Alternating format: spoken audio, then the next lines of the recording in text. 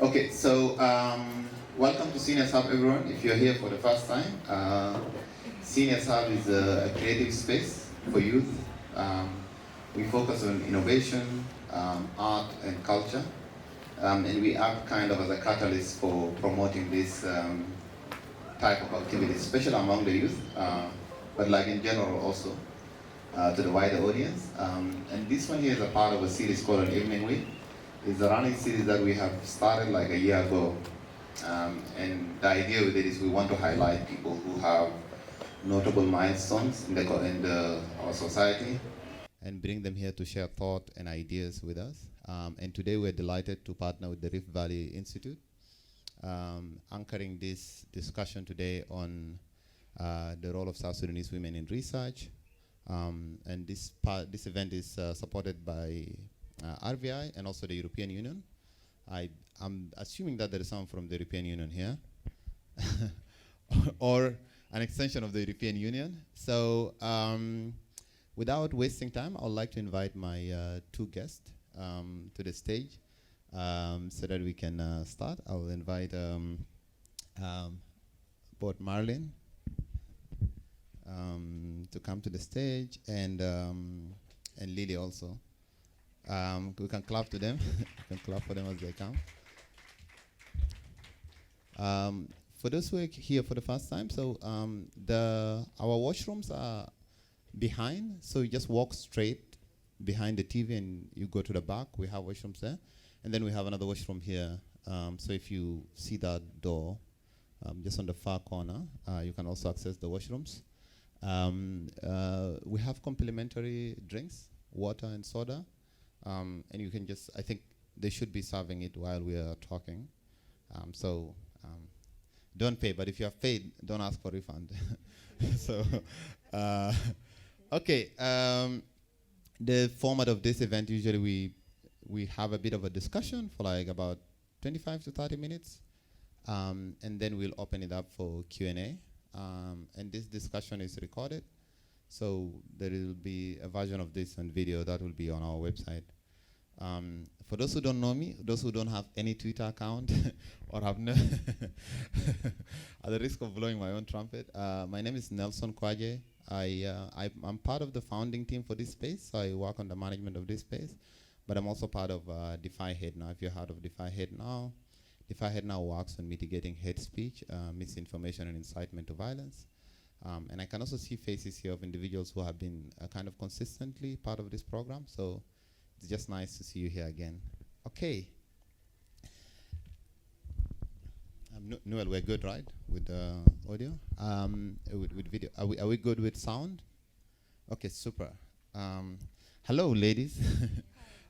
We have met before, yeah, yesterday. So I don't want to I don't want to make it seem like we have not met before. We met yesterday. We discussed briefly, and I got to know a little bit about your work. But for the benefit of the audience here, maybe you can just start by introducing yourself, say a little bit about who you are and what you do. Yeah, okay, thank you so much. And I would like to appreciate anyone or everybody who has just got that chance of coming here today to come and attend our special event. And it is actually my first time to present myself in front of people like this, and I'm glad for that. My name is Marlin John Serafino.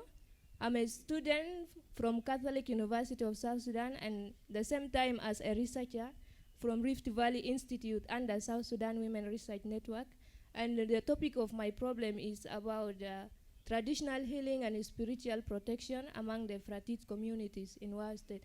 So it is really a great pleasure to be here today. So everything, I am coming here to express my emotion, my feelings, thoughts, and ideas, including the challenges that I have faced during the research, and also not forgetting the lesson that I have learned through this research process. Thank you so much. Okay, thank you so much. Yeah, thank you very much. Good evening to everyone.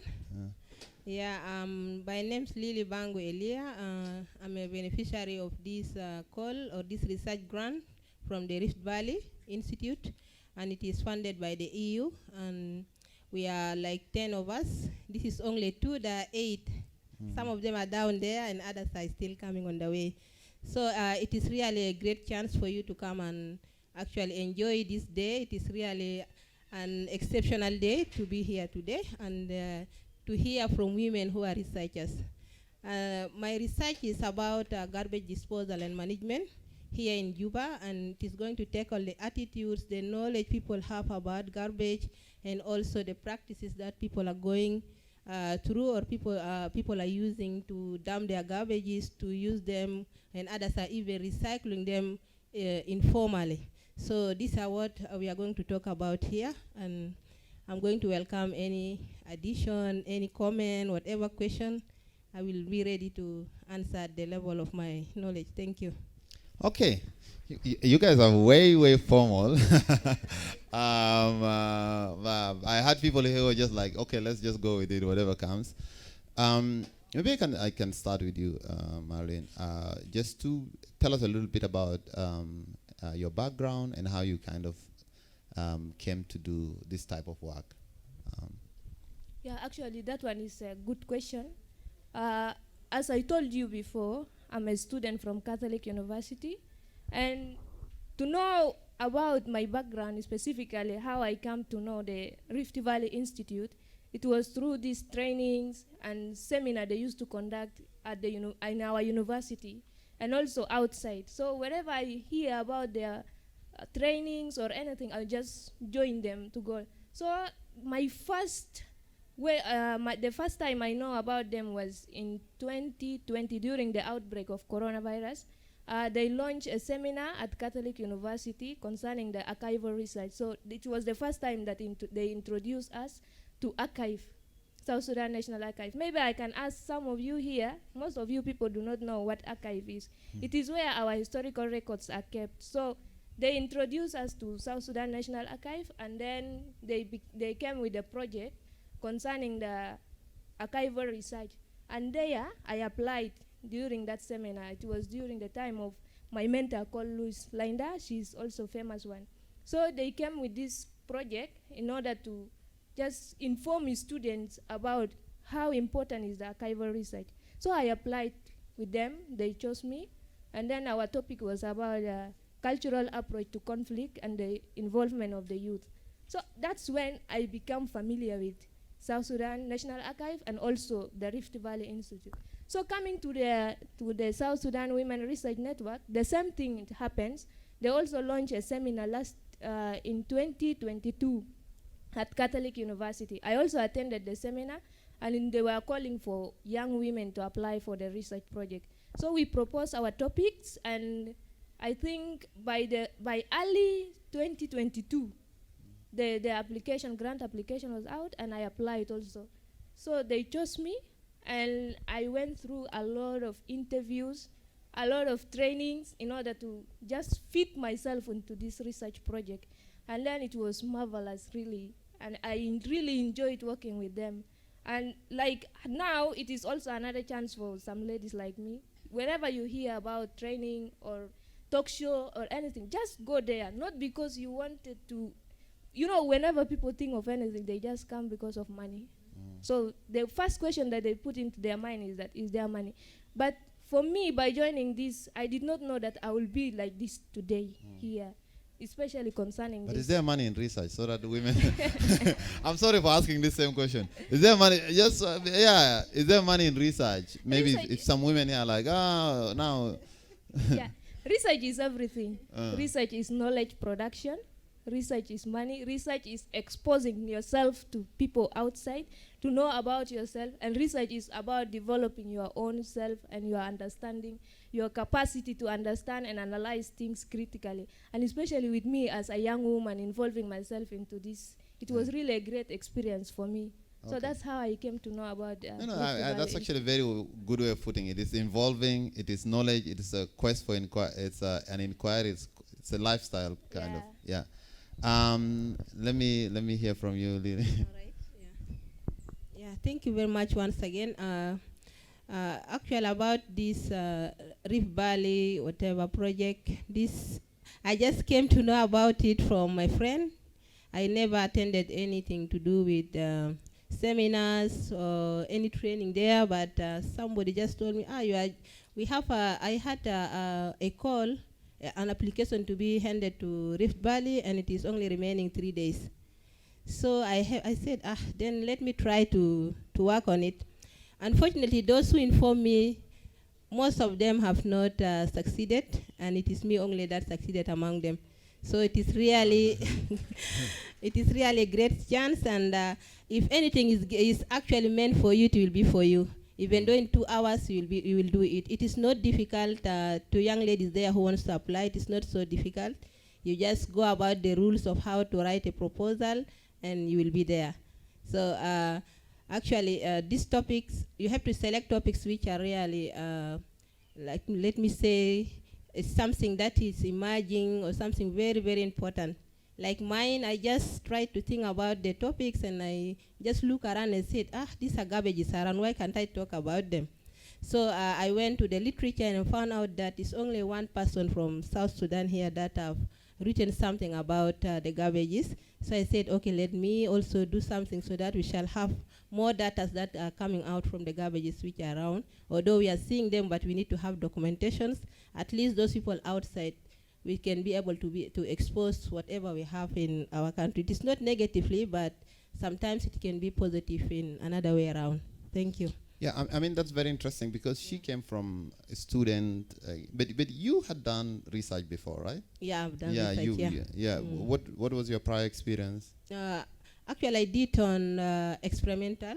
It is not qualitative, something to do with interviews, but it's something to do with experiment in the laboratory. This is what I was been doing. So I'm actually a specialist in chemistry. So I've been doing so many things on chemistry, and these are dealing with things on the laboratory, so you go and analyze things there. But it has. I like how you don't want to go into details because you know we are just. I mean, don't trust us. We will. We don't understand anything on that. But you have been doing a lot on that before coming to this. Not a lot really, but something to do with it. Yeah. Wait, was it a bit different to make that shift? Yes, it is different. Yeah, that one is experimental. You go into the laboratory and you do add some. So I cannot talk about that one so deeply. I think most people will just get away from the project. We don't want to chase people from here. So. But actually, the qualitative one, I've never done it before, and it's like a first experience to me. But I like it. Yeah, and I think probably RVI will talk about this. But it seems like they really want to pick people who also use this as a way for kind of exposing themselves into more knowledge. Yeah. It's not just we give, and I think that's the problem with fellowships and grants. Just like, okay, who's the one who got most grants before? Who's the one who got most money before? Okay, we want to give you money. and I think also this is a very good approach to kind of bring people who probably have a bit of experience but have not gotten these chances before. I think this was not the reasons behind it. I think the reasons for RBI to give this call is actually to help women who have not gone into research before. At least they will learn, because here we'll be having trainings on data analysis, how to develop a proposal, how to develop a literature review. So some of the young ladies or young women there, they have not seen this before. So it is like a good exposure to research. Okay. Yeah. Yeah, I think now I'll go into the topics. I think I can start with Marlin. Tell us a little bit about the research topic that you are handling.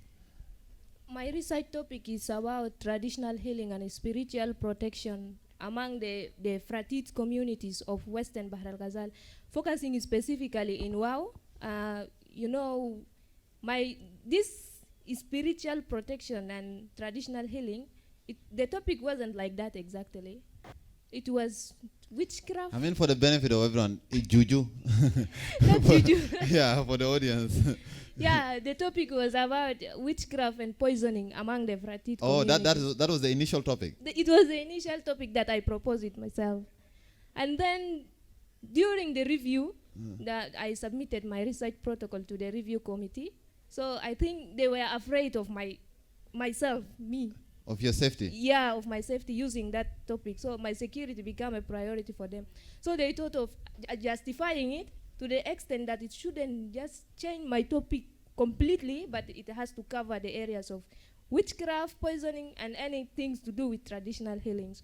So they changed my topic into, they justified this topic to be seeking the meaning of traditional healing and spiritual protection among the Fratit. And when we talk about the Fratit communities exactly in Wow, these are the ethnic groups that exist in Wow, and they consist of the Balanda, we have the Bongo, Ndogo, we have the Kresh, the Bai, the Fruge, Yulu, a lot of them actually. So I mean, just to start with, I think, you know, in South Sudan, a lot of people think South Sudan is, okay, we have Upper Nile, we have Equatoria, and then that's it. There are a lot of tribes within the Fratit community. Yeah, there are a lot. That's why they just compile it as one, calling themselves the Fratit, instead of calling people. If you bring somebody from Wow here and you ask, where are you from? He'll say, I'm from Wow. Which tribe exactly? They will just tell you, I'm a Fratit. They don't specify that they are a Balanda or this one. So it is something that has been, they have taken it and internalized it so that it can just group them as one people. So these particular communities, their way of practicing cultural norms, tradition, and the way of life, the social way of life in general, they are similarly related. They are just interconnected to one another. That's why I've chosen to write this topic, focusing on them. So this topic, for traditional healing and spiritual protection, I chose it in order to make the local knowledge visible to people. There are a lot of things that is happening outside there, but people ignore it. For real, I went and I involved myself fully into the interview, data collection, and also observing what is going on, just to know that these people, before the coming of Christianity to Africa in general, not in Wow alone, focusing in Africa, we used to have our own ways of belief, our own ways of worshipping, and our own ways of life. So they used to believe that they have their gods, the gods of the mountain, the gods of the river, the gods of even big trees, it has a god. And then you have the god of your mom, the god of your dad, the god of the child, the gods. So everything is having a god. So it comes to my mind that why are they always focusing on, and they took it seriously. In case if you don't treat them well, it will bring a misfortune in the society. And then another thing is that in their family, in their society, whenever someone dies, they don't believe that there is death. The death does not exist. So it is either that the deceased has done something against the gods, or someone has bewitched that person. That's why the person has died. So you cannot die of old age. Yeah, you cannot die. And the only person that has a right to die is the small kid who is born and is even pure, has nothing to do with so it. they view that as an actual transition. Yeah, that's why I also choose this thing, to go and learn about those. How did you go about your queries? Were you like, just take me practically, did you go into a shrine, or like you invited them into a hotel? Like how did that go? No, I did not invite anyone. I went to them. I went to them myself to find out what is going on. The first day of the first day in my fieldwork, I went to interview a traditional healer himself. So this man was my real target. I went to the house in order to inquire from him if I should come and interview him or not. Don, I think we're talking about this man and he's here. I hope he's not the one who is coming to attack me. This is all just for knowledge purpose. Ton, you can push it to the side a bit. So, sorry for inconvenience. I went to him. I interviewed him. He accepted to be interviewed, but the only thing that I faced was, because he's a traditional healer and he knows what I was coming to do. Some of these people, they are real. Others are pretending because they want to get money. They are making business. But that man, I just realized myself that there is some supernatural power behind him. So I went there. I called for the interview. We went together with my dad. So by sitting down to come and introduce myself, he said, yes, I know you. You are coming to collect the data. And someone is coming to help you in this data collection. Make sure that you will succeed in your data collection and you will go back to Juba safely. I was wondering, how did you know that I'm coming from Juba? Before even introducing my consent letter to him. Yeah. that I am this and that, and I'm coming to collect the data. So it was well. And then another place that I went to, these traditional healers, they are not only focusing on bad things. We have the good side of them. Because I went to the shrine. I vowed to the I really vowed to this shrine. I remove my shoes and enter inside to see what exactly is there. Because they also allow me that you go in, take pictures and take anything that you wanted. So I went, to my surprise, to see that Jesus is also there. The photo of Mary is also there. The photo of Mary is there. And his own ancestral spirit, their pictures are also put. I was asking, the guy put the photo of a woman and a man. I said, then what's the role of this woman and the man? They said, okay, when a woman is coming, it is a woman to welcome a woman. And when a man comes, a man will welcome a man. And this one is called this, and the other one is called this one. And they all speak Azande language. They are not speaking the Fratit language. I said why? Because he got his things from the area of Azande in Tombura. So that's why they only speak Azande. And the guy also speaks Azande. The stereotype about Tombura is very is very ripe. Now, like, what is your personally? What is your religious background? I'm a Christian, Catholic specifically. Did you tell your pastor, your priest about this? I told him, I met the bishop. Yeah. What bishop told me is, when he looks at my topics like this, he said, this is sensitive topic, but you need to be courageous. So put God ahead of you, because it is something that needs to be revealed to the public, and people should know what is going on exactly. So they are not bad, but if someone refuses to give you information, don't force. If they ask you to do something that is against your faith, don't do it. Just go back. And I'm sure that you will succeed in this. So I think you were very happy when you met Jesus inside there also. Yeah, I was very happy to see like Jesus at this there. familiar face. Yeah. I even took the photos, and the documentary of this research will soon be outside. So I think I will be documenting my thing to different people. This is the dissemination process, and people should know what is going on exactly. Yeah. Thank you so much for that. I think we'll speak. This is really very impressive. This is very impressive. You know, the stereotype when I'm with Salsa, when someone looks at you like they say like you know, but then like you seem to be like really very courageous to go into that. I swear it happens to me. The first thing, I went to the national security and he was like,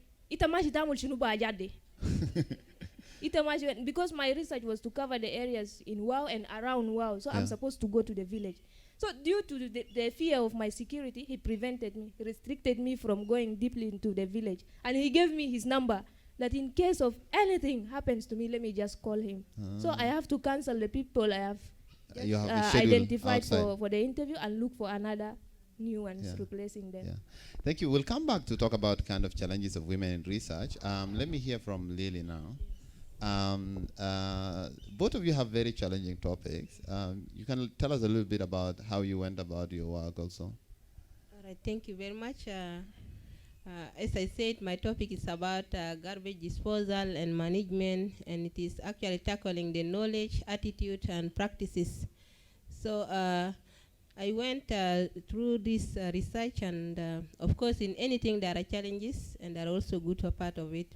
So my aim is actually to get the data. Whatever I have to go through, I have to actually face it. So in the process, which is actually the research, is the data collection. This is where the heart of the research is. So if you have gone through the data collection, then you actually have to appreciate your work. So I started, my research is actually dealing with the officials in Juba City Council, and it is actually having like 5 tools.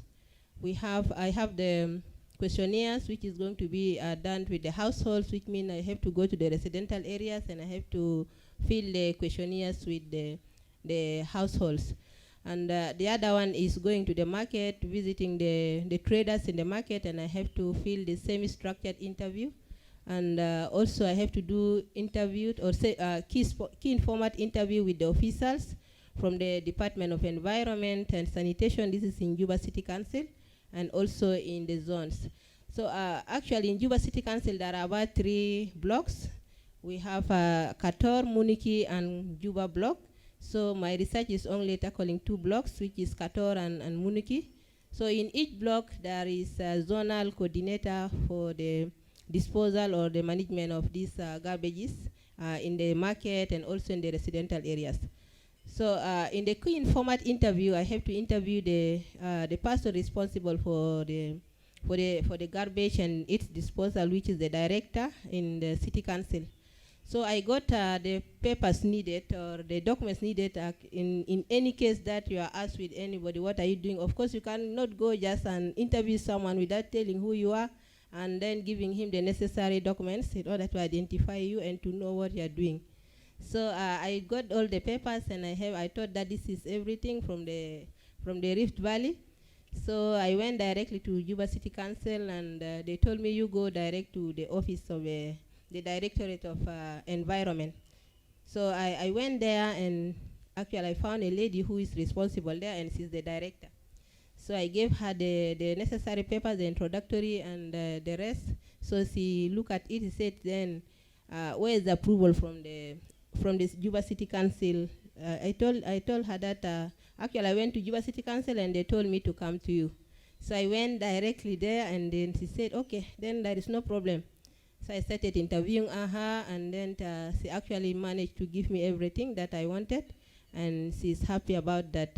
She told me even the challenges they are facing here in Juba, as we are seeing that as if they are not working, but they are working, but the problem is people are having bad attitude towards garbage. So this is what she told me. So the second day I went also to Muniki block, and there I also got the person I wanted to interview. This is the zonal coordinator. And then this is whereby the challenge started. So I gave him the papers I have, and then he started telling me where is the paper from the executive director in Juba City Council. I told him, these are the papers given to me, and I think these are the only ones that you need them. Said, no, we need to have an approval from the executive director in Juba City Council. So I told him that I don't have. He said, then if you don't have, then you have to go to Juba City Council. I said, but this one will take time. I have only 3 weeks to do this data collection. He said, if you do not get these papers, then you are not going to go ahead with all this. I told him, but I've interviewed the person who is a director to you, which means that you are under the director, so there is no need of you again refusing me to interview. Said, how did you reach to her? I said, I reached to her, and I've also interviewed her. He said, okay, let me call her. So he has to call this woman. And then the woman actually verified that I went there, and I interviewed her. So he said, okay, then if she allowed you to interview her, then it is a very big problem. So it is a mistake. So if you are going to interview me, I don't want you to record my voice, but you have to take the notes. I said, it's okay. So I started interviewing him, and then after finishing, he said, from here, you cannot go ahead unless you get the papers from the executive director. I have to come back to Juba City Council, and I spent like 1 week there. I go every day. They told me different stories. The director is not around. The director is in the meeting. You come back tomorrow. We don't have a toner in the ink in order to print all. So there are a lot of excuses. So I said, if I feel like even like I'm getting actually. No, I'm actually getting discouraging about this. So I told them that this is how you are actually dealing with people here. So this paper is very important for my work, and I've already exhausted 1 week here without even going to the field. He said it's not our problem. The problem is the big man is not around. Okay. So I have to come back. When I come back, they told me that I have to get. I have an introductory letter from the RVI, which is signed by the director. So they told me that this paper has been signed in black. It has to be so it has been signed in green. It has to be signed in another pen in blue. It's only one person who signs in green. Okay. So they refused that one. I have to go back again to RVI to collect this. So it is really there are a lot of formalities in this. Yeah, there are a lot of things. There are a lot of things that are faced. As I said, that if you intend to get anything, you have to push on until you get it. When the topic that you're handling, how big is because you're talking about recycling, green economy, how big of a problem is garbage in this town? Yeah, thank you. I think this the problem of garbage here is actually the collection and the dumping. Yeah. So the collection is actually done by a company, but I think the company is not managing every area or every market. So they are actually tackling one area and leaving the other one. And the rest are left to the Department of Environment, which are having few laborers. So the laborers cannot finish everything. And the other thing is they say that there is also bad attitude towards the garbage. The people who are collecting the garbage, they will come with their cars and collect everything. The moment they move from this part and they move to the other one, in the evening when they come back, they will find that people have already filled the place with the garbage. And it looks like they are not working. You see? So these are actually the attitudes towards the people around. Because they come to me, they don't go to Juahila, right? Yeah, in the areas they don't go to the areas, but actually what I found out that the delayment of getting the papers or the approval is actually the weakness of the city council.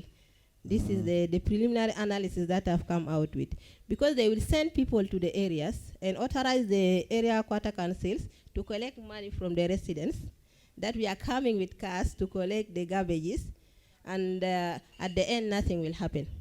You see? So actually now the residents who are a bit nearer to them, because with the market they collect money every week. From the traders. So they collect money from the traders, they come there every day to the market. So what they are collecting is only from the market, but not from the residential areas. So the residential areas, those who are nearer to the market, they can bring their garbages from the area and dump it them at the market. Yes, and dump them at the market. And that one works. Yes. Because even when you look at Gudele, what they do, they bring it and they dump it on the roadside. roadside. Yeah, on the main road. It's like shame on you. Yes. Pick it. And it works. I mean, I don't want to reveal that I'm also a culprit, but like there is a kid who comes and picks. There is a kid who comes and picks mine at night. I don't know where he takes it, but it disappears. He charges 500 per sack. I mean, that's even more scandalous. There is child labor involved. What? But there is a kid who picks this thing and it just disappears. Where does it go? Those ones we call them waste pickers. You call them what? Waste pickers. Waste pickers. Yeah. So they go to the area. Also, there are other people that we have.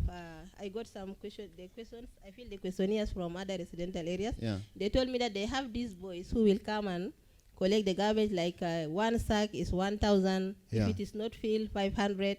So they will take it and dump it on the roadside or where the collection point in the market is. Like here in Konyo, you'll find that the place called Lapolet. Yeah. There is a heap of garbage there. These are brought by the waste pickers. And here also in the graveyard here. Yeah, there is another collection point there. These are the waste pickers are the one bringing them, and the companies will find it very difficult to collect them all. So you'll find that others have been banned, but actually it is a challenge to It's a very big challenge. Actually, one of my strangest experience in Juba is witnessing on this. You know that 7 days roundabout? The time at night I was there, I just stopped by the roadside. I was waiting for someone. I saw a V8. A guy comes to the V8. He stops the V8. Steps out of the V8. Picks 2 garbage bags. Dumps it by 7 days roundabout and runs. I'm like, what is this? The first thought that came to my mind, murder.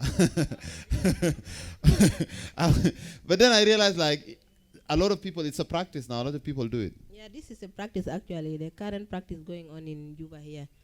That is why we are actually looking at the garbage management and the disposal of it. So like now, this whole chain of waste management, like your research also delve into exploring those, into exploring the different stages of the waste disposal? Yeah, currently we don't have recycling. Yeah, we don't have recycling. And you see that these waste pickers, they actually collect these water bottles. Yeah. They will take them and sell them to other women who are going to use it for different purposes. And this is the only informal waste materials which are going to be recycled. It is like we are reusing them illegally. So from the government, I don't think there is a recycle industrial company that will deal with all this. So all the garbages, whether it is the crystal, the sacks, whatever it is, they're all dumped in one place, which is not really environmentally accepted. Is there a business in this environmental acceptance side? Is there a business case to be made for someone to invest in this? Yeah, but at the moment we don't have. It is not there. We don't have any. We don't have.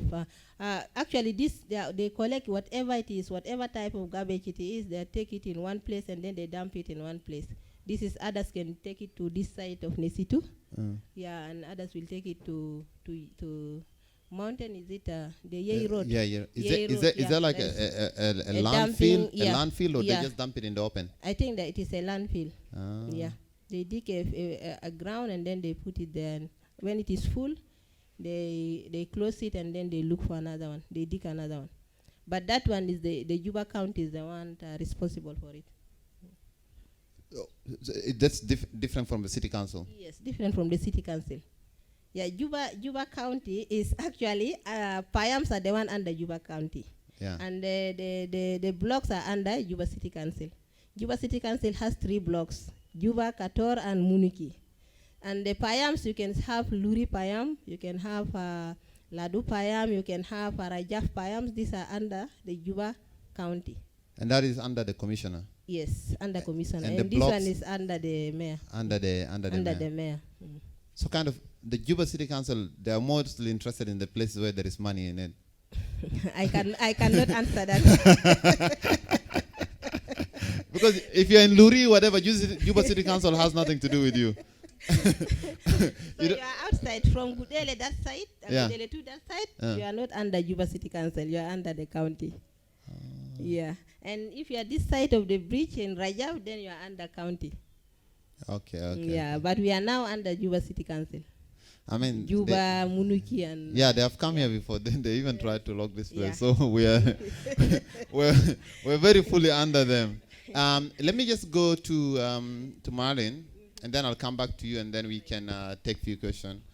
I now, like early on we talked about the challenge. I want to talk about like what are kind of some of the findings of your research after the. I mean, without. Of course, people need to read the research at the end. We're not.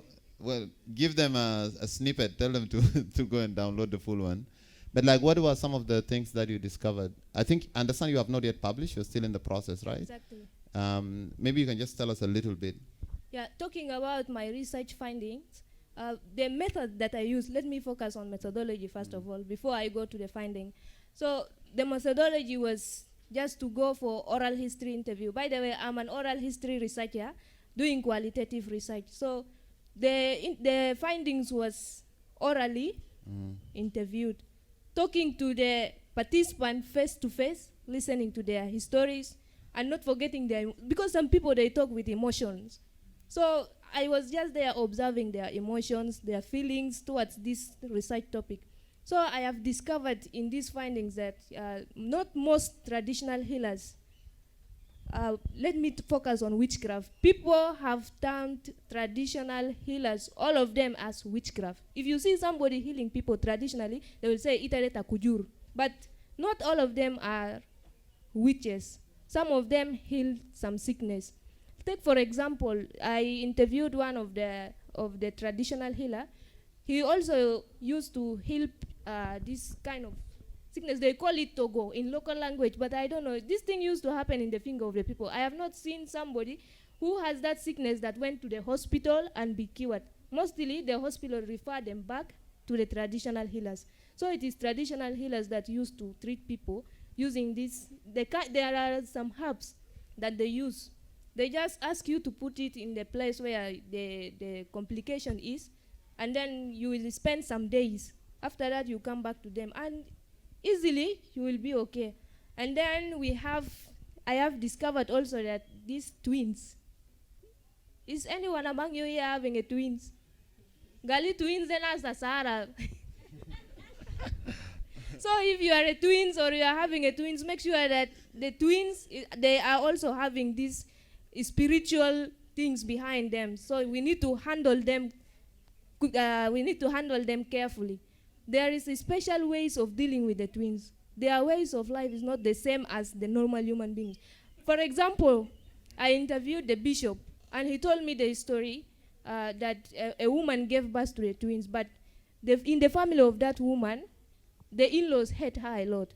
And you know, when you give birth to a child, there are some rituals that you need to perform in order for that child to excel in life.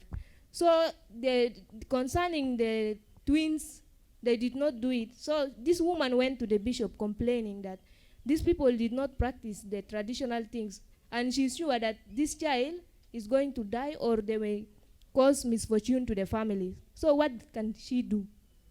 The bishop told him, you bring those twins to me here at the church, and I'm going to do traditional things, but in Christian way. So she brought the kids, and then they put the altar. The same, like, if you see the houses where the twins are, they used to put some small cups in front of the door. Whoever comes to that house or anything that happened, they used to put some soil in your leg, and then they talk some things, like incantation or what, I don't know that one. So they brought those kids to the bishop. Bishop he starts circulating those children around the altar, and then calling the names of the ancestors. Even Jesus was there, so telling them, you please be with those kids, they are the twins, the family has abandoned them. So bishop told the woman, you go home and handle your kids. So that's how these kids survive.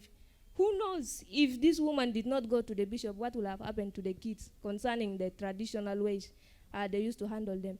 And then the spirit of the ancestors, this thing still exists in African society today, especially among the Fratit also too. So they also have their ways of dealing with the spirit of the ancestors, because they are the one communicating between us here on earth and also the god. The gods of Africa, and then the original gods of the white people. Yeah, they are the one communicating now. So if you don't take the responsibility of your ancestors, if you don't take good care of them, they may bring misfortune for the family. In the interview, someone told me that these people, they used to come and consult what's going on in the family. Maybe somebody's even falling sick every day, and they took him to the hospital or her, and this person is not getting healed or what. So you need to go back also to see what is happening also through the use of the traditional healer. And it is the traditional healer now to explain to you exactly what is your problem. And those traditional healers, we have the diviner. This diviner is a mind reader, or the psychic, in English they call it. So this one, they read your mind, you come and explain your problem. There are some things that they use, they call it wede in Arabic. So they just do. It's like this shell. Yeah, this like the shell, shells, cowrie yeah. shells. Yeah. They used to throw. Then they start explaining what is going on with you in the family, and then the same they will propose for you. They will predict the solution. What will you do in order to overcome the challenges that you are going through? Like in the traditional court, I went to the local courts. I interviewed a female chief of Babalanda, and to my surprise, also I went there together with my enumerator. We went, and then we found them that they were also having some cases that they have to deal with. I also asked them, how do you deal with the issues of witchcraft if such cases are brought to you here at the court? They said, anything which is happening traditional has to be dealt with traditionally. There is no way that we should take it to the court or the customary court. So we used to deal with it traditionally. Someone was staying in the house with her sister, cousin sister. And because this lady was perfect, she has a car, she supplies the family needs, everything, then her cousin sister get jealous of her. So she went to those people, to the witch. This one is not a witch doctor, to the witchcraft, to be with this lady. And then, because these people, they don't harm you for nothing. If you have done something wrong to the person, that's where this thing will happen to you. But if you are okay with your life and you don't even mind anything, you who went to that witchcraft, the thing will come back to you. So the woman went. She went and consulted the witchcraft in order to make this lady run mad. And then she came back at night with some of the things, like onions. So she put it in the front of the door. They were just there sleeping. The first day went, the next day. So when they were sleeping, the ancestors came. That's what the chief told me. Was telling you. The ancestors came found them sleeping, and they slapped this lady. And then the lady was saying, somebody is slapping me. Where is this person? No, someone is slapping. And she started crying, and he started confessing what she did. So her sister was even wondering, why could you do such kind of things to me? So they went to the court, with the case to the court. Who knows, maybe this thing is still following her, or her sister will do something wrong bad to her one day. So this chief, she used her intelligent knowledge of dealing with it also. So because we have the diviners, who is a consultant, she has to assign the groups from the traditional courts to go to the diviners, 6 different diviners to consult them. And whatever conclusion they bring, so this lady will be penalized. The penalty will be according to what the diviners said. So they went. The first diviner concluded, yes, this lady has went to this so, and she wanted this one to be mad. The next person, the first, like that, okay, now you come back. They went to the court. So the case was to be passed. Daughter, did you do 1, 2, 3? Good enough. She was brave. So she confessed that I did this thing because of envy. I was jealous of my sister because she has a lot of things, and why am I not even excelling in life like her? Now, it is the decision will always come back to the family. If you want to reunite again with the one who caused harm against you, or you want her to go to the prison. But they don't use to take people to the prison. The traditional healers, they don't. Now it is upon her to decide if she want to forgive her sister or not. So the sister said, I have no problem with you. So long as you are like that, let's go back to where you got your thing from, to return them, and then we'll go ahead with our life. So they went back to the person she got those onions from. They returned it, and then I think the man requested for a cock, a white cock, or else they will bring an egg, white egg also, to be slaughtered, and the blood should be put in the chest of every member in the family. Because if one person dies, another one will die. If you don't solve this issue, you people will keep on dying like that. So they went and solved these issues there, and then the court asked the lady, the suspect, to pay some money to the traditional courts as a fine. So that's how they handle it. So like there's a mixture of like the traditional court. Yeah. They recognize also the traditional healers. Healers, yeah. And They don't leave them behind. And they mix it all together. Yeah, it is their collective. They normally cooperate with those traditional healers. So because these traditional courts cannot work alone when the cases of witchcraft are being brought to them. So they also want to understand how this thing comes into existence, or how does it come when you people have another thing here to do. You went and want to destroy your sister. So that's how they do it. They don't handle cases while neglecting the traditional healers. What is the percentage of the society that still believes, not utilizes it, but believe that the traditional healing exists and it works in that place? Okay.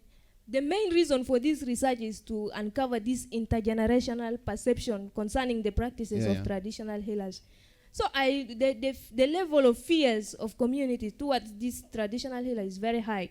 They fear them a lot and they respect them. But witchcraft, people don't believe in witchcraft. Most especially the students, they don't believe that this witchcraft exists.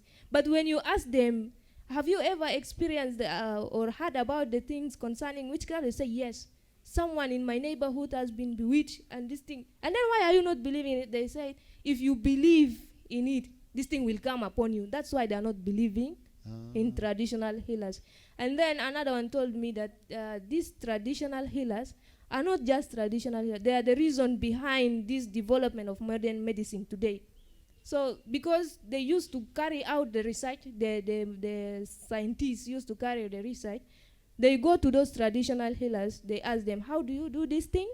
How do you carry on this one? And what's the effect of it? But for traditional healers, they can prescribe the medicine, but the quantity of medication that they give you, they don't know. They only know that this one has been given to so, and the person become okay. So next time when another one come, they will also predict the same thing. So you think it's kind of, there is also a mixture between herbal medicine and herbs, and which is scientific work. Yeah. I mean, it's scientific in a sense that it has been discovered, it has through a process, an experiment, and the rest, and it's working in African setups, but it is not documented the way that modern medicine is. That's why this research is being carried on. It is most of the things are not being documented. Take for example the writing of the Evans Pritchett among the Azande, writing about witchcraft and oracles. It is a big book written by someone who is from outside.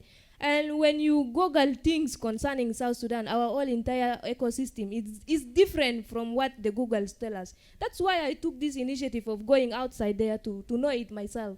Because you cannot just come from there and start saying witchcraft is bad or the traditional healing is not good.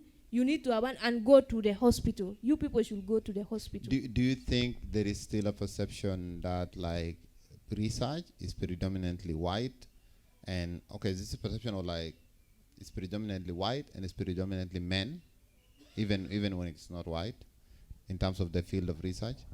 The level of women in the field of research is really low, especially in South Sudan in generally. Let me be sincere here. The level of women in research is very low compared to the men. I don't know how many men are there in the field of research because I don't know even about the research union in South Sudan. We don't have researchers union. We have heard about doctors unions, teachers unions, and those things. But concerning the researchers, we are not yet familiar. I'm not yet familiar with it. That's why I'm saying this. The level of women are really low because when you go as a woman to carry out the research, they will start questioning you. Why do you want to do this thing? If you are brave enough, you will explain the reason why you want to. But most of them, they used to undermine. Like what happens to me also. I went... Because you had to go with your father. Exactly. I have to go with my father to convince people. Because there is a man behind me, so I have to. They have to. And I was telling you, it's like a full circle. When you're in kindergarten, you went with your father. You finish all your university. You're now going to work. You also go with your father. Exactly. So I have to go with my father to my respondent so that they should also accept. Take, for example, the national security. He has to tell me, you can go to your field work, but you have to take someone with you. Mm. Imagine someone who is intellectual in that position also telling me to go with somebody while I know what I'm doing. So the level of women, because they used to discourage people, the level of women is really low. And if you are a woman, when people discourage you to go on with your thing, if you take it and internalize it in yourself that, yes, this is really true, you will remain the same. You will never go ahead. So it is you now. To me, facing challenges is really an ultimate way of also discovering myself, increasing the creativity in me, and also turning the problem into solution. Yeah, definitely. Yeah. No, I mean, I couldn't agree more. Like the kind of topics, when you told me the research that you're doing, I was like, the first question was like, okay, are you safe? I presented this topic preliminary at Catholic University in seminar last year. And one of the audience raised up and said, okay, now you are researching about witchcraft. How are you going to deal with the witch? Yeah. Yeah. Such kind of a question. And when I present myself that I'm doing research about traditional, the first thing that comes to their mind is that, are you going to be a witch? What if those people practice their things on you? You see? Do you like the traditional healers? Do you think that they felt a bit appreciated that you're coming, actually you're giving a bit of dignity to their work and not just lumping it all together like, oh, witchcraft, just a big thing, but like saying, oh, traditional healer, herbal medicine. Was there a sense of like at the end they felt a bit understood? To the level of traditional healers, not most of them agreed to work with me. I only interviewed, among all of them, I managed to interview 2, plus the other one who closed his eyes and refused to answer my questionnaires. When we were now in the middle of the interview, so the guy just decided like, okay, you close the recorder, go home. I will call you to come tomorrow in the evening for the interview. Up to now, he has not called. And then I have one intelligent traditional healer who told me that such kind of knowledge should be revealed to the public. So he encouraged the other traditional healers to open up such kind of to people in order to explore and also expose them to the public, so that public should know what they are doing. For example, in his place, he has a signpost written by his name, and he even requested me to bring for him the how do you call it? The robot. So that this robot will be playing always that this one is the place of this Mr. Like so the one that like a plays speaker, the repeatedly, speaker. yeah. So he wants me to bring this thing to him so that people should know about him. And he said, okay, such kind of initiative should people should not reject. You know what he it. will do? You give him that thing, he'll bring some leather, cover it with it, and then put it on, and people will be like, oh. I'm also yeah. I think the idea is here that research is not judgmental. It just wants to explore and just understand. It doesn't come with kind of conceived notion. I think you exemplify that by going to them, respecting them, and according them to dignity, because these are very dangerous places. Yeah, you someone have to someone avoid can it. easily become erratic and just and decide to do whatever things. Yeah. Yeah. So I'll like to come to you, then I'll kind of open it for questions. For those who have just kind of joined us right now or joined us earlier on, this is an evening with South Sudanese women in research. I mean, not all of them, 2 of them. But we're discussing South Sudanese women in research, and we're looking at culture, creative arts, and green economy. And I have Marlin, who is doing a research on traditional healing among the Fratit community, and Lilly, who has done a research on garbage collection in Juba City. And both of their work is courtesy of RVI's, the Rift Valley Institute's grant that is focused on women in research. And they're like 2 of the recipients from last year. And I think there are like more. There are 10, and there are 2 of them who are represented here.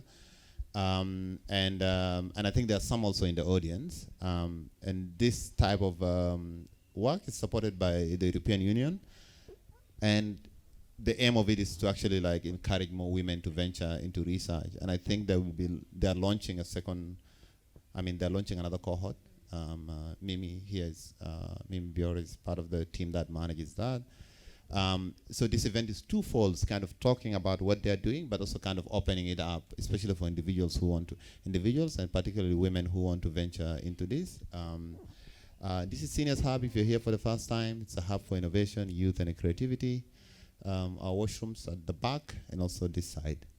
That sounded very CNN-ish, right? Okay, Lilly, let me hear from you just a little bit about your findings also. All right, thank you once again. As I said, I've already reached to the point of I've finished my data collection, and I'm now at the process of doing the analysis. In this research, as I said, there are about five tools that I've used. I have the interviews, the semi-structured interviews, key informant interviews. We have the observations, focus group discussions, and the semi-structured interview. As I said, actually I target the vendors in the market, the households at the residential areas, the officials in the Department of Environment at the zonal level and at the Juba City Council. And also, as I said, also the traders in the market. And there is what is called the Chamber of Trade. These are the people who are responsible for the traders in the market, and they have their office. It is like an office dealing with only the problems of the traders. So I included them in my data collections. Some of the questions that I've actually I've had a preliminary analysis on it is that the people are willing for their garbages to be collected, but there is also a bit of delayment from the government, and I'm sorry to say that, but it is what I've actually come out with. And there is a bit of delayment from the government, or reluctance, I can say so, because actually to deal with the garbage disposal and management is not a simple thing. It needs companies in it. It needs a lot of bodies to come in. So if it is only dealing with the department to deal with the garbage collection within just Juba here, it will not be enough. As we are seeing that everywhere there are garbages, there are heap of garbages, whether in the market or in the areas. So it means we have few people who are working on this, so it is like a bit of reluctance, and as I said before. Yeah, so what I got also is that as the people are also, they wanted these garbages to be, because nobody will allow him or herself to be having garbages near him or her or in the house and is comfortable, nobody. That is why you see that the streams are full of garbages. They have to remove them from the houses and take them there. And you can see also the roadside, or even in the middle of the road, there are garbages there. They're just dumping them because of anger. You will see also that the traders in the market, they're seeing the garbages there. They will actually say, some of them are telling me that you are coming to collect the money as the others who are coming here. When I come for the interview, especially those ones in the market, they will tell me that you're also from the city council. What are you coming for? I said, no, I'm not from the city council, and I'm some individual, and I'm doing research. He said that what is this research about? Because the people from the city council are coming here every day to collect money for services, that is garbages, whatever it is there, but they are not doing their work. So we are not happy with them. I said, I'm not coming here for money or anything. I just wanted the information. Such information are very important. So others will allow me, others will say, I don't want, please, will you leave me alone? I'm even angry with these people. So it is like a kind of challenge when someone is going out to collect data and find out that there are actually a blocking regard because of others who have come ahead and have already show up that we are going to do something, but they are not doing it. So they are not giving out what they actually intend to do.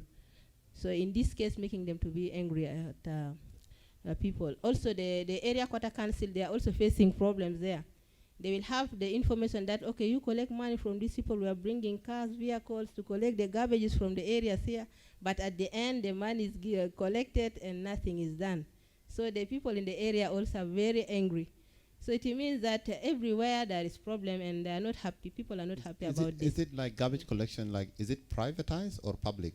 Part of it is privatized, right? Yeah, there are people who are coming with the cars. You can see, as you said before, that you saw someone coming with V8. There are those who can come with this tricycle, the open one. They will collect from the houses, and then they put in the car. They will take it wherever they wanted to. They can find any heap of garbage wherever it is within the area. They can just dump it there. Again, they go tomorrow to collect the garbages from the area as well as from the market. Yeah. Okay. So thank you. Now I'll open it up for questions. Okay, I can see like several hands. Ton,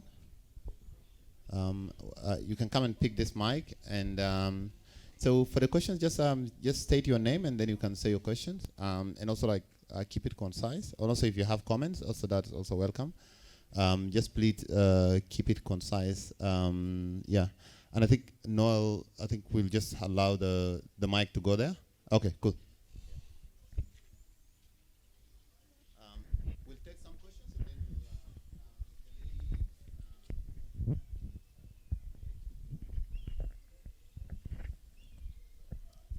Thank you. I'd just like to start by thanking Marlin and Lilly for such an amazing evening. I think I didn't know what to expect. I'm also one of the beneficiaries from this award from last year. But I think I've found new motivation, especially listening to the experiences you've had and the detail of what your field work was like. I mean, I have a few questions, so I'll probably start with Marlin. So you talked about your methodology, so oral history taking, which I found really interesting because I'm predominantly a quantitative researcher. So when it comes to, I'm still struggling at the moment to refine my methodology. It ends up leaning towards quantitative research. But I wanted to ask you, because you said you interviewed 2 traditional healers, but I wasn't sure, what was your overall sample size? That's one. Secondly, have you had a chance to look at, I remember there was a visit that I made to Uganda back then, I think 2021. and it was around GBV. But then they were talking about issues of witchcraft, and they said there's a law in Uganda of some sort. So I wasn't sure whether you've explored whether there are some sort of legal, legal documentations around witchcraft in South Sudan, or if they are in the regional area, and if South Sudan, if it's actually beneficial for South Sudan to adopt some of these laws. I also was thinking, because one of the reasons that I got into the RVI competition was it was research, feminist research about women by women. I think to me that was the most striking thing. So I wanted to understand from you also, when you were looking at traditional healers, did you come across women? And if so, what were your findings, or what were your experiences with them? And also, I think I just wanted to conclude that, when the traditional healer was talking about, getting him the microphone. So it does look like, in fact, traditional medicine or traditional healing in Africa is almost going digital, if I can say. So that was interesting for me. Then I will ask Lilly. You talked about your structured questionnaires and your KIIs. But from what I sort of heard from your explanations, it looks like you had a lot more challenges, in fact, in data collection than Marlin had. But even before, and this is the most interesting thing about research, not until you're in the field do you then find out the evidence then starts to come out. And you can see from Lilly, that just to get the documentation took about a week. And these officers, you're not looking for people in the village, like you did, Marlin. So that was interesting for me. In the markets we've seen, and I know you talked about Muniki Block, but I wasn't sure, within Muniki Block, did you look at particular markets? Were you looking at customs market? Because recently in my drive around, I remember there was a road we used to use. I don't know whether anyone who goes through customs market. There's a road that has literally been blocked by piles of garbage that could be almost as tall as me. So I was really interested to know what the traders or people in the market were thinking, or what was the outcome what was your findings from that? And then lastly, I'm not going to take too much of your time. I wanted to comment on the landfills that you mentioned. I don't think they're actually landfills. I think they're just dumping sites, because I've seen the one in Nesitu. The one in Nesitu is almost like a mountain. So there's no way they would have dug and it filled up and they kept on, So it must have just been them taking trucks and truckloads of garbage and just dumping it there. So I doubt that in fact they dug any landfills. And I also wanted to ask Nelson, because I know he's getting a discount of about 50% from the waste pickers. I'm not sure how he's getting that, because I've had to build my own waste pit in order to deal with my own garbage. The answer is child labor. Child labor, yeah. You shouldn't say that out loud. Yeah, don't engage in it. Thank you so much. Yeah. Those are my questions. Okay, cool. So we'll take other questions. Just to be clear, normal people can also ask. So I know she's a researcher. She went. So other people who are not researchers can also ask. You don't have to be that. You don't have to be KIs and what to ask questions. So let's. I think these are researchers. They can take few questions than usual. So the gentleman there. All right. Thank you very much for the opportunity. My name is John Mam. I prefer standing mostly when I'm talking. So I have two questions to each of you. I'll begin with Marlin. Me, myself, I'm a clinician. I work in some of the hospitals around. I came across an article talking about South Africa giving like legal papers to traditional healers, which was really, I was trying to figure it out, because me, myself, when I don't reach a diagnosis, I don't send them home. I believe that's where my knowledge ends. So I send them to somebody who will at least find a diagnosis. But then South Africa legalizing it, do you think it will be a good idea in South Sudan we can at least give them papers like my colleague said before? That is to you. The other question is to Lilly. There was a time I was I wanted to walk and I stay those ends of Kololo. So I was walking instead of boarding. Something came to my mind, why don't you do some small audit? So my audit was the Crisal, picking them up, counting at least how many companies we have in Juba alone. I think people were looking at me like, why is this guy tucked in picking Crisal? I came across about 12 companies, of which Akwana was leading. When I went home, I read about disposing them and whether they can at least, bottles, they take about 400 years to totally decompose. So you know what it means to our soil. It can actually, pollute the soil. So my question is, did you by any chance interview some of these corporate companies on a possible way of managing waste within the town? Because they pollute a lot, they get a lot of money, but they leave us no option other than just meeting them along the road. And the second question to you is, did you explore some ways of decomposing this? Let me say recycling this waste. My concern is the bottles themselves.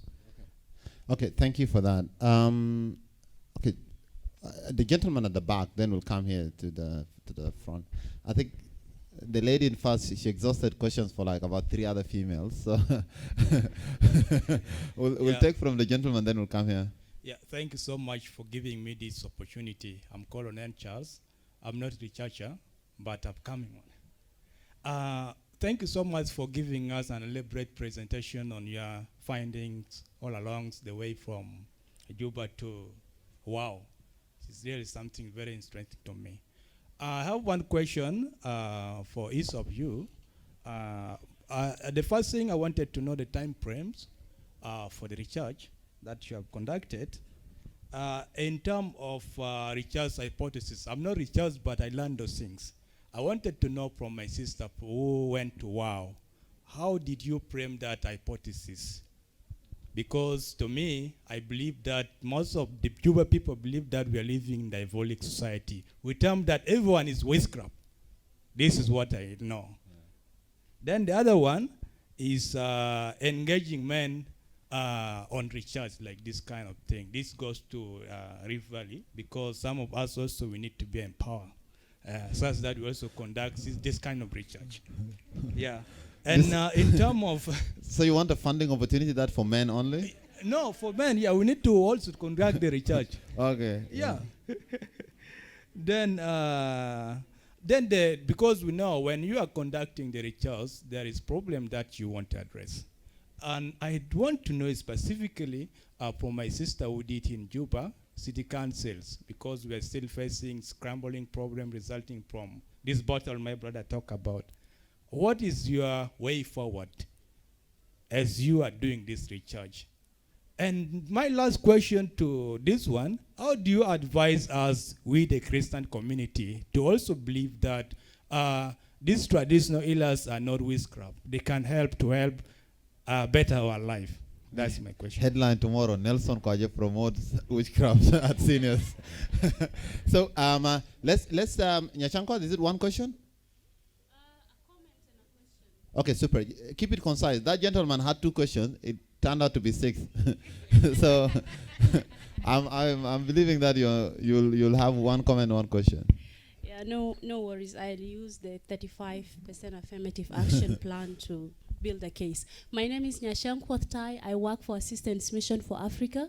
I'm also an advanced master student at Antwerp University in Belgium, and it's interesting to hear from Marlin, though I came late, some of the aspects of her research, knowing that also I am currently carrying out my thesis and I'm at the data collection stage.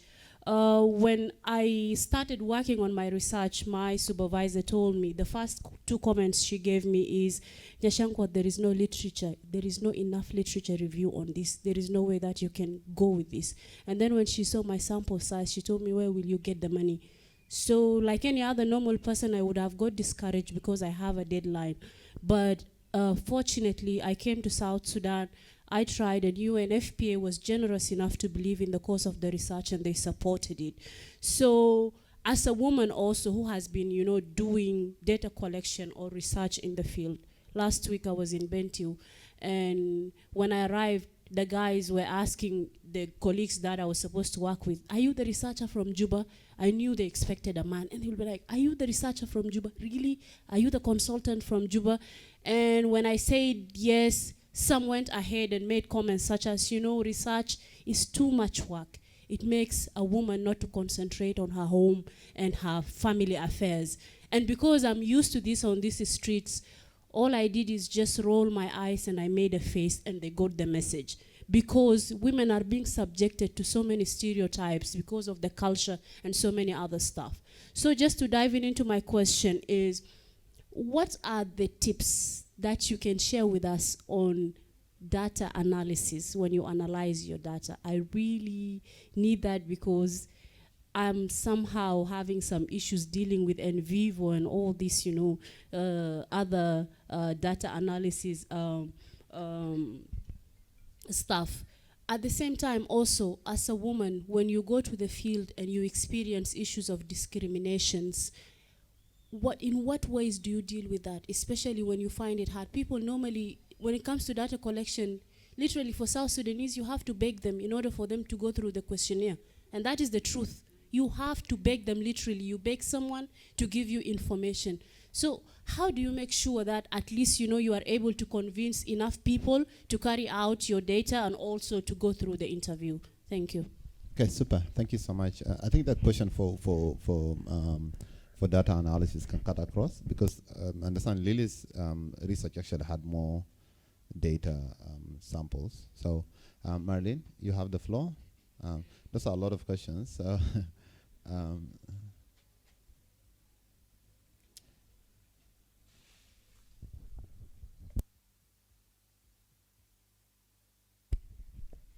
Thank you for your questions. I will start by Aye, who was asking me about the methodology process. You said you're confused with qualitative way of the research, especially in terms of the methodology. So when we talk about qualitative research, in my research protocol, it is specifically a constructive paradigm of understanding. So it is an in-depth understanding of the research. So you need to bring out that inner knowledge that people are hiding. That's why I chose an oral history interview, so that I can allow the respondent to give out what he or she feels in order to reveal everything. That's why we don't even stop people from interview. So once a respondent is talking, just give him that chance, but as long as he doesn't go out of the context of the research. So this qualitative method of the research, it is basically constructive and it is in-depth understanding of the knowledge. Not like quantitative where we deal with the numbers. Even if you interview one person and that person is giving you a credible information, it is better than interviewing million people while you are not meeting the criteria. And then the sampling size of my research, it was 15 interviewees. So I interview 15 people orally. And then I have 3 focus group discussion and participant observation. Covering the population of women, mostly elderly women and young women, the youth groups, the religious leaders, plus traditional healers themselves. That's why I have interviewed the bishop, I interviewed the chief, the 2 chiefs.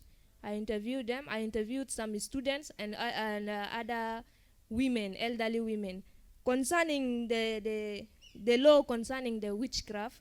In South Sudan, it is not passed. That's why I interviewed a lawyer. I went up to the court. I even asked him, how do you handle these cases here at the court? They said there is no laws. That is, even in the constitution of South Sudan, there are no laws concerning the practices of traditional healers or witchcraft and poisoning. That's why is it allowed? It's not criminalized, right?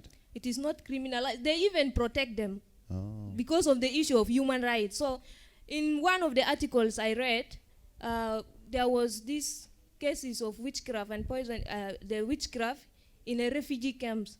So they used to send people, mostly they send people out of the places, but it is not the government, it is the community which sent you. Or else in wow they compose a song against you that will make you disappear alone. So there is no laws that is even there to concerning the traditional healing. That's very interesting, because when you read the religious freedom report by the State Department about South Sudan, one of the things that was mentioned, it was published, Animo, when was it published? This year or last year? Last year. And one of the things that was mentioned in it is the Callisto's, you remember when Callisto's went to Block 9 and destroyed, actually live in Block 9. He destroyed the, he chased the traditional healers from there, and he destroyed the shelters and what. Actually, I found it very interesting. I mean, the State Department recognized as form of encroaching into like religious freedom, which is, I mean, it's an interesting framing that the human rights framework even protects that.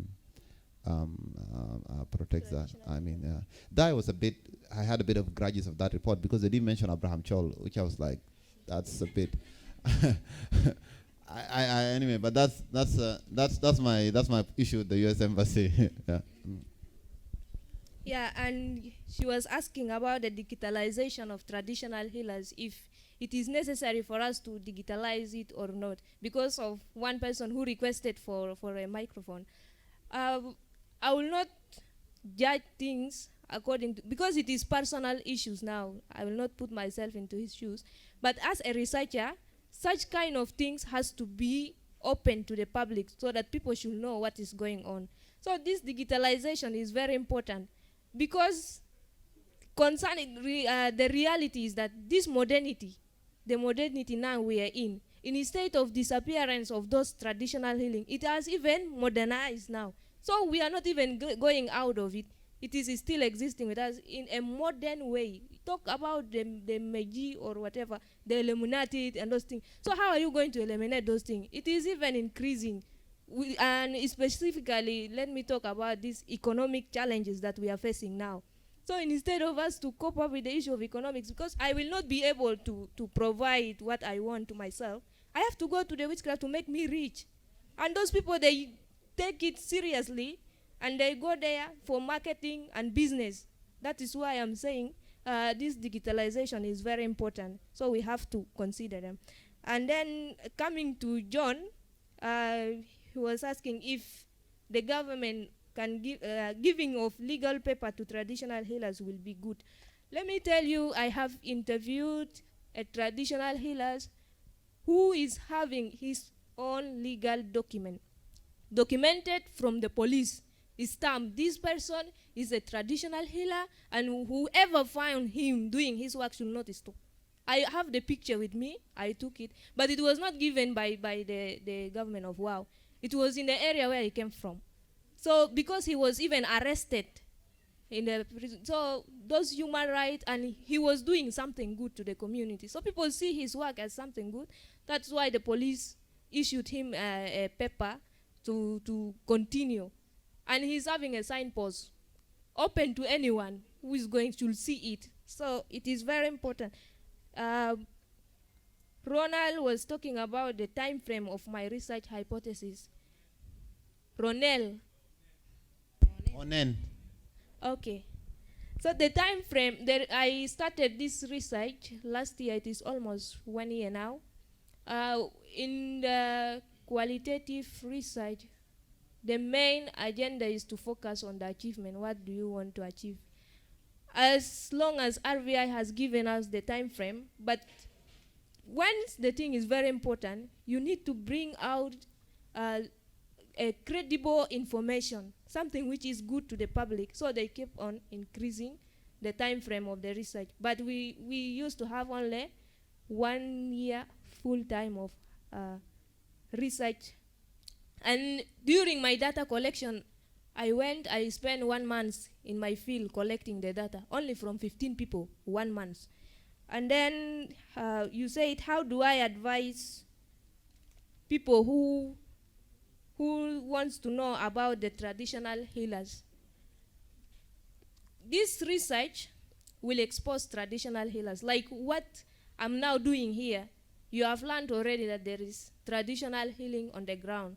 So now you yourself, you will start disseminating this information to the people around that there is something 1, 2, 3 going on. So we should learn about it. Reading books is also very important. We have some books that has been written by the European people, but not South Sudanese. So you can even, I can give you some, the reference. You can go and read about the witchcraft and oracles among the Zande by Evans Pritchett. You will even get more information. And then there is another one written by Sherry Leonard in Equatorial region, focusing on Kejikeji area. So you go and read also about them. It is very important. And it has interesting events also compared to what I am doing now. Thank God we don't have witchcraft in the Fujulu area. Since No, I'm not an Equatorian. Thank God, it's Keji and the Zande area. Yeah. There's no data?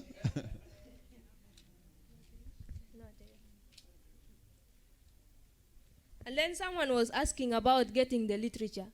Now, especially when you are doing sensitive topic that has not been researched on with anyone, you need to develop, or you need to get some literature in order to advance in your research.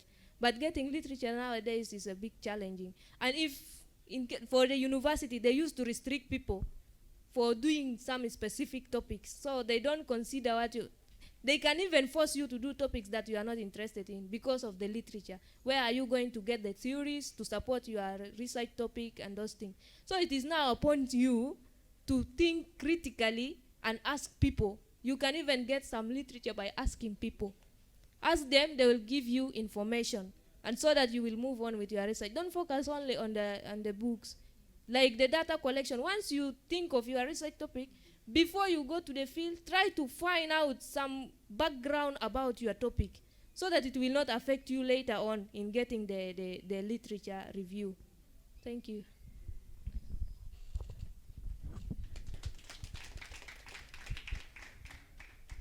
Yes, thank you very much once again. We welcome your questions. Aye, you are asking about the tools of use.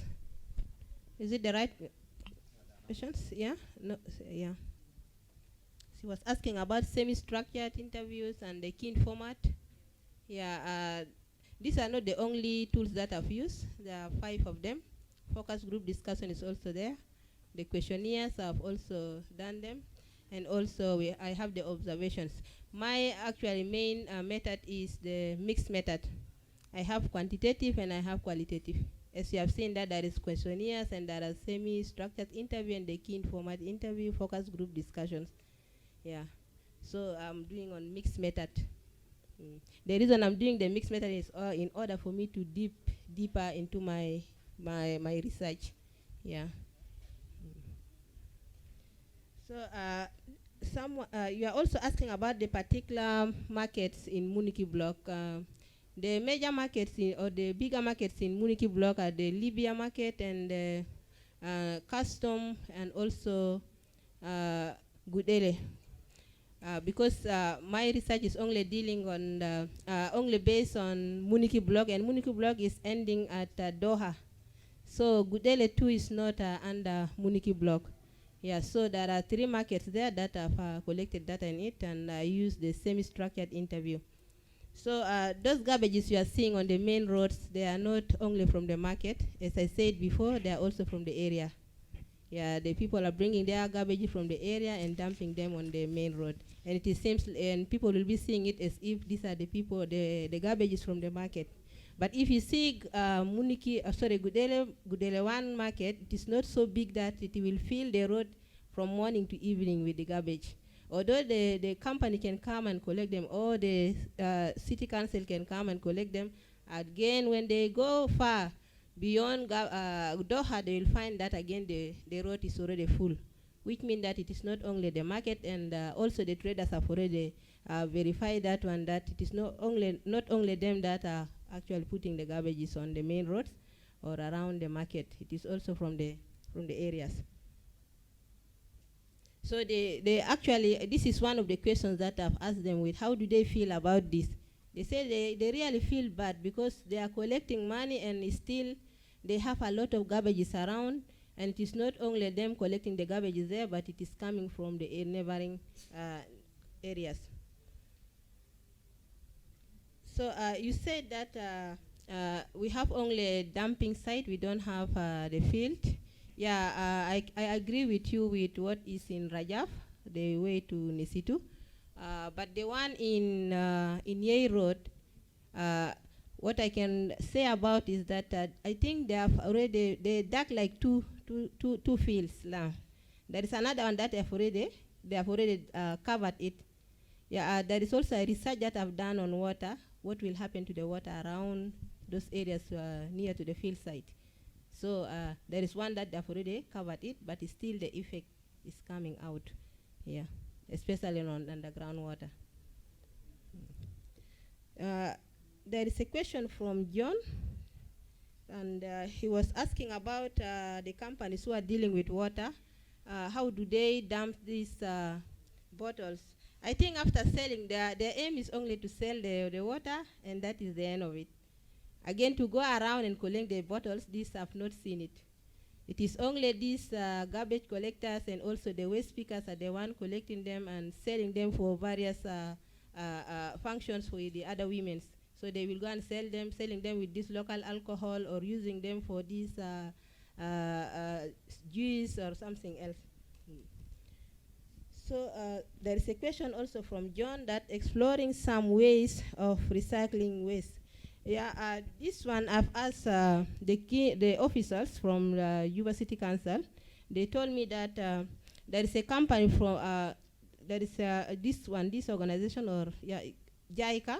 They're actually coming out with they wanted to actually do recycling on the bottles, but they have not yet started it. It is like they have given out their proposal to do that. But I think maybe this year they will do it or next year. This is something that I don't know, but they are coming out with this. But previously they don't have the recycling company or anything to do with the recycling the bottles. It is only the informal one where these boys collect them and then where all of us are seeing it in Juba City here. On then I think you asked about the time frame for the research.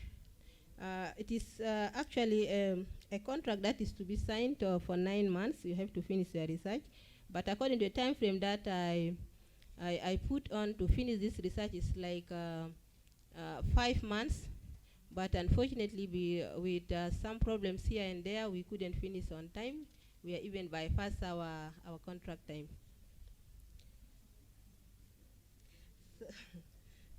You also asked about what is the way forward to this situation. Yeah, this was actually the one of the objectives that I wanted to bring out. Actually, I put on that after doing my analysis and coming out with the result, the findings, I'm going to do a policy brief, and I'm also going to give it to the government or the people, the authority responsible for the environment, so that they know what is going on. And also I have to propose for them some methods of this garbage disposal and management. I think Nyashan was asking Marlin, but without reading the literature, you cannot go ahead with your research topic. You need to dig around. If you cannot find a literature here in South Sudan, you look around East Africa. If it is not there, you go to West Africa. If it is not there, then you go outside Africa. I think you will get them. I think this was the end of the questions, if at all. Ah, all right. Yeah, about data analysis, if you have been following us clearly, we said that we ended up on data collection, but we are at the process of coming to data analysis. Yeah. I'll RBI to comment on that. Yeah. Yeah. All right. I mean, I would have wanted to take more questions, but I think I would want to end it here because I want us to be a bit respectful of people's times, and also we have a bit of concluding remarks by RVI also, right? So the two ladies, I really want to thank you for your time, and also can give them a clap. Yeah. I really want to thank you for your time and your effort. You know, for me, I say one thing: I might not understand your craft, but I understand seriousness. You could be, yeah, seriousness I can understand and I can see. And when someone is serious about that thing, that is definitely evident, and it brings out the thing. And also, I like the fact that there is Lily. You're a bit experienced. You spent more time doing research. You're upcoming, or you just like you started, and you also have a long way to go. But both of you demonstrate different level of expertise and knowledge, and also passion that is really much needed in this field. And I thought this is just a small investment, but I know for sure that this is just an opening. Even by being here, by this video being online, there are probably like more people also who are already kind of expressing their topics. Yeah. So I'll just allow you like 1 minute for a concluding remark from you, and also from you. Okay, thank you. In my concluding remarks, maybe I'll just want to pass this some few questions, and this goes to those who are capable of getting it, especially to my ladies, my fellow ladies. My question is that if you can go outside every day, hanging around, why can't you just use that little time to learn something new? Like you have your phone in your hand that you use to browse through Facebook every day. Just go online, Google some books, read for your own understanding. You know, you need to educate yourself, empower yourself, because you are the master of your own self. So be the life coach and your motivator alone. So despite the fact that without taking along anyone else, but be the life coach of yourself and the motivator. Look for the things that can grow you up. Look for the things that can empower you and also broaden your mind. You know, mind is the center of everything. So your mind should think of something that are positive. Anything that is coming to destroy you, you should stop them. So these people who think that getting married is very important, please, please, marriage should not be the priority. And then to our families at home, we should not just separate the gender. Everything should be equal. When we talk about the careers and those things, so we should not focus on this one should be done by a woman, this one is for a man. So there is no career in gender specifically. So all of us should grow at once. We should all go together so that when the nation grows with the youth, we are the center. You know, the youth are the power of the youth are the commonwealth of the nation. So we should grow up as the youth, not as a woman or as a man. We should move all together. Thank you. Thank you so much. I like your energy, Marlin. But you're putting me into trouble. Headline tomorrow: Nelson encourages witchcraft and women not to marry. No, but thank you so much for your motivation. This is really helpful for everyone here. Yeah, thank you very much for being here. We are happy that you have acknowledged this call, and you have come here to listen to us. It is not really something simple, but you have done a great thing to come here. So what I can say is, as one of the gender have already complained that why are they not also allowed to do research? And what I can say is research is for everyone. So women are there and also men are there. So if you can venture into this research field, it is really helpful. It is like you can sit in your computer and somebody will say, please do this research for me, and you will get money. And then also you are going to expose yourself. After doing a research like this, you have to publish it, and then somebody outside there will know there is so-and-so in South Sudan that have published something on this. Can he or she come and give us a conference presentation? So that one will also get money. And money is not only in the market, money is not only in the office, but you can also do it on your own. So research is also doing that. So I encourage women that I also encourage women and the other gender also to venture into this so that we cannot be like discriminating them out. Research is for everyone, and women has to involve themselves seriously into it, because as my sister here have already said, that women are not there in research. So I'm actually encouraging you that you venture into research and you do it. Whatever you don't know, you start it and everything will be okay. Don't say that I cannot do that one. Yes, research has a lot of it, but when the moment you enter into it, you'll find that it is so simple. Things become easier. So I encourage you to fill the applications, and then you come in and start this career. It is very important. Thank you very much. Okay, thank you so much, Lily.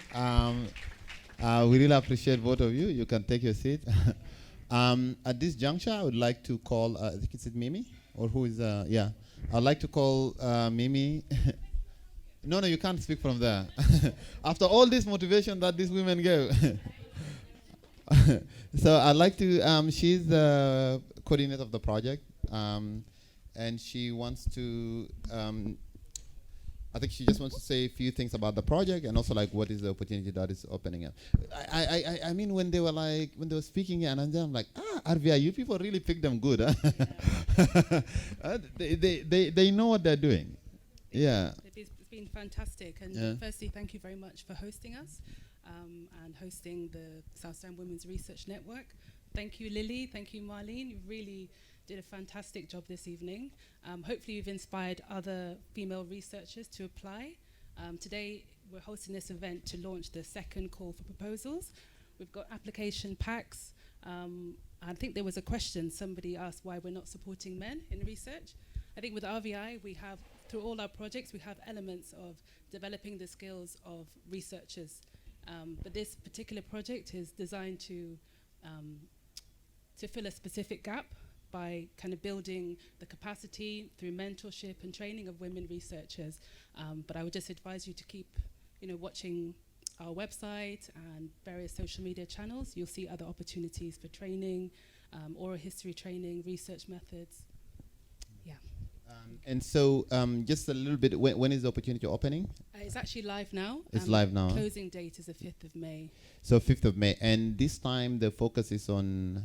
Yeah, so we've got some guides of some topics that we're suggesting, but we're not limiting applications. So we're particularly looking for research proposals for climate change and women's perspectives, peace building and local conflict resolution mechanisms, conservation and tourism, cross-border dynamics, particularly looking at Sudan and South Sudan, the creative arts, so song, music, dance, poetry, anything that's creative, the judiciary and court processes, land rights and ownership, and technology. And I think you're a tech expert. And I think that's also something that you highlighted yesterday. Also, there is an opportunity for tech.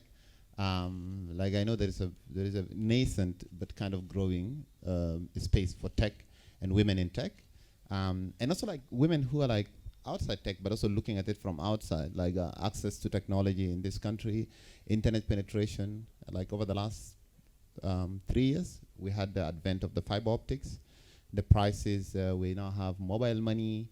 We have something which I actually want a lot of people to do research on, is betting. Like and one thing, if people don't know, like betting or sport betting is the #1 Google search term in South Sudan. Yeah, like the data for South Sudan, for Google South Sudan, betting, like all kind of sport betting, I want to bet, like all things related to betting is the #1 research term on Google in South Sudan. And like betting companies have mushroomed throughout the whole country. So I think that's also a very interesting research topic. That's someone should say, like, what is the impact? What's the social impact on it? Like, for me, I know anecdotally, like I know older people are engaged in it. I know young people are engaged in it, and I know of people who sold houses, did what, all kind of that. So I think these are also topics that kind of seeing the interdynamics of it, the price of data. That's also a topic that we need to... And apps as well. We've got various apps like Shiluana. So if you've got an idea of how to create an app, please submit your proposal. We'll be happy to fund. Just to add that each research grant is to the value of $8,000. But that's to include everything, your research time, your equipment, everything, basically. Yeah. And I think this time you're picking how many? 10. 10. Yeah. So that's a very impressive. I think we should clap for that. That is really very impressive. You see, like 10 is a huge number. That means like a lot of people have chances to apply and also like get in. So, and I think also like there is already an alumni network, but you can talk to them in case you're submitting an application. Yeah. You can talk to Marlin or there are like 10 of them, or Lilly or Elia. So that they can tell you what you should focus on, how you should do your work, and I think this really opens up a representation of women, but also like of South Sudanese in general in just research. And also it's good that the amount is like about 8K. You start with that. Yeah. Even if you're like starting new, you can build your kind of your portfolio from it. And next time when you're applying for like 100K, I mean, maybe not 100K.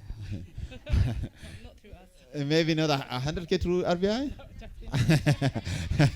Yeah, maybe if you're applying for like 20K, 25K, and even you're doing a consortia, like, I mean, I think RBI is always open for partnerships. You say like, okay, I did this with you. I have an idea. I want to apply with UNDP or who. And I think just being part of that research community is also like very important. And I think RBI is located in Moniki, right? Yeah, High Kuwait. High Kuwait, yeah. Kuwait. Just to add the network, as you mentioned, the whole idea is to building a network of women researchers. So other academic institutes, they can approach the network for different consultancy ideas. So it's really a great opportunity, not just for yourself, but in order to develop your career in research. How the idea of the network it's still developing? It's growing. So this is the second call. So at the moment we've got 10, but also outside of South Sudan we have a large network of international academics. They're part of the review committee. So we have a large network, so we're trying to focus on building the network within South Sudan. Yeah, and I think one thing that I will encourage also, like, please come here and do more events, do meetups here. Like, we have a large community of young people, university students. I don't know if Grace is there. I think probably she left. But we have a large community here of young people and women who will be interested. Even small meetups here, workshops on some specific master classes on specific topics, to just increase the interest in research and seeing how it can be done. Yeah. So Mimi, thank you for this, and I think we want to thank the whole team who worked on this.